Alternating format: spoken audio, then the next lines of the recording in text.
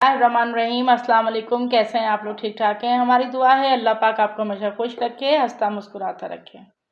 आज हमने बनाया है बीफ कुन्ना, जो कि रमज़ान में बहुत अच्छा लगता है क्योंकि अक्सर हम अफ्तारी में तली हुई चीज़ें खाते हैं, तो सहरी के लिए कुछ हल्का फुल्का सा होना चाहिए। तो बिल्कुल होममेड मसालों से हमने तैयार किया है बीफ कुन्ना। कैसे बनाया है, चलें आए चलते हैं रेसिपी की तरफ। ये तो कुन्ना बनाने के लिए सबसे पहले हम घी लेंगे। 1 प्याली घी है हमारे पास। ये घी में ही बनता होता है, इसके लिए हमने ऑयल का इस्तेमाल नहीं करना है। 1 प्याली घी हम डाल देंगे मिट्टी की हांडी में, और कुन्ना बनता ही हांडी के अंदर है। तो घी को थोड़ा सा पिघला लीजिए। घी गर्म हो चुका है, इसमें हम डालेंगे 2 प्याज है हमारे पास मीडियम साइज़ के, जो हमने काट लिए। प्याज ये हल्का हल्का सा वाइट ही है अभी हमारा। इसमें हम डाल देंगे तमाम स्पाइसेस। 2 हमारे पास बड़ी इलायची है, ये डाल देंगे। दालचीनी 2 से 3 अदद, 3 से 4 अदद लौंग डाल देंगे। काली मिर्चें हैं 5 से 7, ये डाल देंगे। और 1 चम्मच हमारे पास ज़ीरा है, ज़ीरा भर के डाल देंगे। ज़ीरा कुन्ने में ज़रूर डलता होता है क्योंकि इसके बगैर कुन्ना नहीं बनता है। तो ज़ीरा इसमें हमने डाल दिया है। डालने के बाद इन तमाम चीज़ों को एक दफ़ा इसमें अच्छे से मिक्स कर लीजिए। और देखिए प्याज को ऐसा वाइट ही होना चाहिए, अगर ये इसका ज़रा सा भी कलर डार्क हुआ तो हमारा कुन्ना अच्छा नहीं बनेगा। अब ये देखें हमारे पास तकरीबन 1.5 किलो के करीब गोश्त है। इसमें हमने एक हड्डी वगैरह भी डलवा ली है, हड्डी वाला गोश्त है। इसकी इतनी बड़ी बड़ी बोटियाँ होनी चाहिए, ज़्यादा छोटी बोटी नहीं होनी चाहिए। ये गोश्त हम डाल देंगे। ये गोश्त इसमें हमने डाल दिया है। अब इसको अच्छे से हमने भून लेना है। ये थोड़ा थोड़ा गोश्त का कलर इसमें चेंज हो जाए। गोश्त को भुनाई में किसी भी तरह की आपने कसर नहीं छोड़नी है, ये खूब भुना है।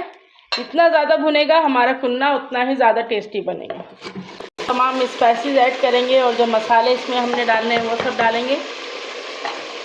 2 चम्मच अदरक लहसुन का पेस्ट है। अदरक लहसुन का पेस्ट थोड़ा ज़्यादा इस्तेमाल करते हैं क्योंकि गोश्त की स्मेल इसी से ख़त्म होती है। 1 चम्मच हमारे पास कूटा हुआ धनिया है, इसको मैंने ग्राइंडर में नहीं पीसा है, चॉपर में नहीं पीसा, ये कूंडी में पीसा है हमने। इसको ज़रा दरदरा सा रखना है। तो ये हम डाल देंगे। नमक डालेंगे 1 टीस्पून, बाकी अपने टेस्ट के हिसाब से डाल सकते हैं। पिसी भी डालनी है 2 चम्मच, क्योंकि थोड़ा सा ये ज़रा स्पाइसी सा ही अच्छा लगता होता है। 2 चम्मच इसमें हमने आधा चम्मच इसमें हमने हल्दी का डाल दिया है। डालने के बाद गोश्त में अच्छी तरह से इसको भून लीजिए। बस इसमें हमने किसी भी तरह के और मसाले नहीं। तो ये आज हम इसको बीफ में बना रहे हैं। तकरीबन इसको मैंने आधे घंटे से ज़्यादा इसका भुनाई की है, कच्चापन ख़त्म कर देना है।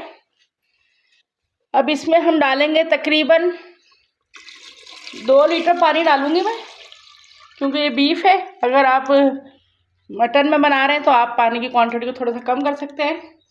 1 लीटर डाल दिया, और ये तकरीबन मेरे पास 1 लीटर से थोड़ा ज़्यादा पानी है।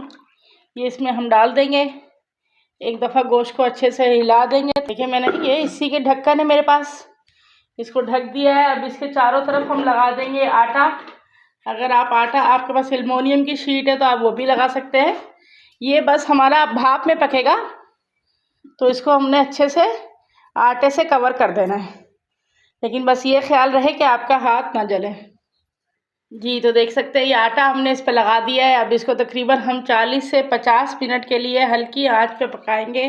जी तो तकरीबन हमारे ये पकते हुए इसको 1 घंटा हो गया है, और अब फ्लेम की आंच मैंने बिल्कुल बंद कर दी है ताकि थोड़ा सा ठंडा हो जाए। अब ये हम आटे की लेई जो लगाई हुई आटा ये उतार देंगे। जी तो ये बहुत गर्म था, इसलिए हमने आटे को हटा दिया है। और अब देखते हैं हम सालन की पोजीशन कुन्ने की। तो ये आप देख सकते हैं माशाल्लाह ज़बरदस्त। और आप देखें कितना ज़बरदस्त आया है। अब इसमें हम डालने के लिए घोल तैयार करेंगे।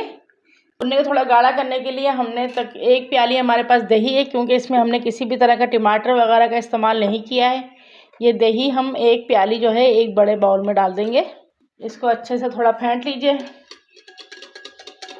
आधा कप पानी डाल दिया है। अब इसके हम डालेंगे 3 चम्मच आटे के। आटा ही यूज़ करना है हमने, और वो भी बिल्कुल कच्चा, मैदे का यूज़ नहीं करना है। तो ये 3 चम्मच हमने ये बड़े साइज़ के आटे के डाल दिए हैं। इनको अच्छे से मिक्स कर लेंगे। 1 चम्मच हमारे पास भुना हुआ ज़ीरा है, इनको पहले हमने भून लिया है तवे के ऊपर। देखें ये बिल्कुल अच्छा सा हाथ से क्रश हो रहा है। तो ये भुना हुआ ही डालना है, हमने इसमें कच्चा ज़ीरा नहीं डालना है, क्योंकि सालन हमारा तैयार हो चुका है कुन्ना। तो बस इसको हमने भून के ज़ीरा डालना है खुशबू के लिए और फ्लेवर के लिए, क्योंकि कुन्ने में सबसे अच्छा टेस्ट जो है वो ज़ीरे का ही आता है।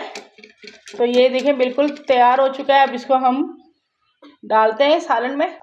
तो देखिए शोरबा बड़ा ज़बरदस्त पक रहा है और खुशबू तो माशाल्लाह लाजवाब आ रही है। अब इसमें हम ये आटा डालते रहेंगे और इसको मुसलसल चम्मच चलाते रहना है ताकि इसमें किसी तरह की गुठली ना बने। तो देखिए सारे बर्तन तकरीबन इसको 15 से 20 मिनट पकाएंगे ताकि आटा का कच्चापन ख़त्म हो जाए और जो इसके अंदर डाला है वो अच्छे से मिक्स हो जाए। जी तो देख सकते हैं माशाल्लाह हमारा कितना ज़बरदस्त कुन्ना बीफ कुन्ना तैयार हो चुका है। और ये देखिए इसका रोगन भी आ गया है, इस पर कोई हमने भगार नहीं लगाया है। तो बिल्कुल होममेड मसालों से ये हमने तैयार किया है। रमज़ान में आप बनाइए इसको, डिनर में सहरी में। तो अब हम ये निकाल के दिखाते हैं आपको। तो देखिए माशाल्लाह से, बिस्मिल्लाह। जी तो देख सकते हैं हमारा बीफ कुन्ना बिल्कुल तैयार हो चुका है और मैं आपको दिखाती हूँ कितना ज़बरदस्त गल गया है। जी तो ये बिल्कुल बोटी एकदम हमारी टेंडर हो गई है और बहुत ज़बरदस्त गल गई है। तो ये अगर हमारी रेसिपी आपको पसंद आई हो तो प्लीज़ इसे लाइक कीजिए, अपने दोस्तों में शेयर कीजिए और हमारे चैनल पर नए हैं तो प्लीज़ चैनल को सब्सक्राइब कीजिए। अपनी दुआ में याद रखिए। अल्लाह हाफिज़।